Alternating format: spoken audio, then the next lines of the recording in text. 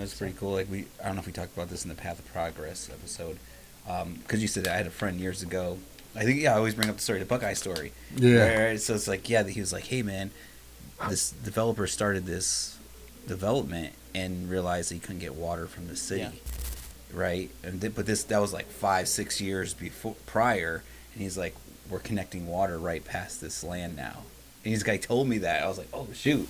Like, this makes you think like things change, right? Yeah, absolutely. Opportunities could happen. Interesting. So, all right. So kind of go ahead.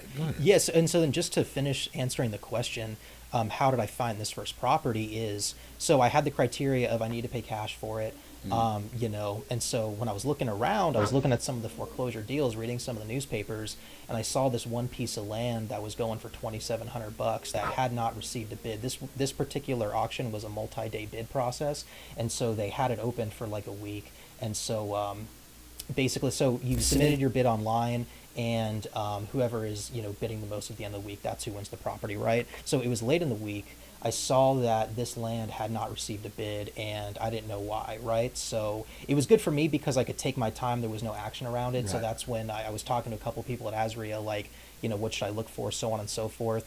So the land, they were asking $2,700. Some of the due diligence that I did, that I learned just through talking with people, is like, I looked at the county assessor's office.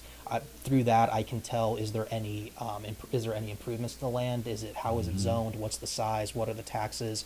I called the code enforcement. Hey, is there any is there any liens or anything going on? I checked the chain of title to see who the previous owner was and to see if there was any mortgages or child support or something on there. And then what else did I do? I checked topography. I checked flood zone. So like, I had a good idea of what this land could be used for before I went out and bought it. Last step was I drove all the way out to the property. It was about 2.5 hours-ish away from my house. It was a 2-acre parcel. It was classic 9 a.m., 100 degrees out in Arizona when I went to see the thing.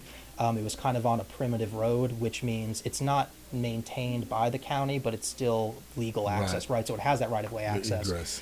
So, guys, you always got to go see that land before you buy it. There could be trash, it could be contaminated, so on and so forth. You don't know to get eyes on it, especially if it's in your own backyard, pro tip. So I'm out there, and the land is oddly shaped, which is probably why it wasn't getting as much attention. Part of the land was backed by a mountain. And so you kind of lose this natural space, because if you want to do anything to it, you got to dig out the side of the mountain. But I had a few things going for me. Number one, the neighbor had already done it on like 2 or 3 sides. So there was activity in this neighborhood. So I knew that the narrative was already set. I'm like, it's going to be residential, right? And when I was looking at the unique structure, there was kind of this half pipe shaped part of the property where there was kind of this mountain on one side and sort of this half mountain on the other.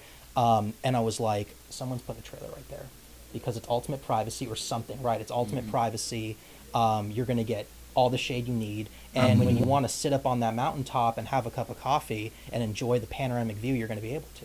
Wow. So, of course, I was still a little bit nervous. I'm like, I don't know what I don't know. But the thing that really changed my mind is that when I was on the property, the neighbor's dog ran over and escaped from the yard, ran over to come and greet me. This was like a big old dog. It was probably 80 or 90 pounds. It's running over to me. And the first thing I noticed is that this dog isn't wearing shoes, so it's tougher than me, right?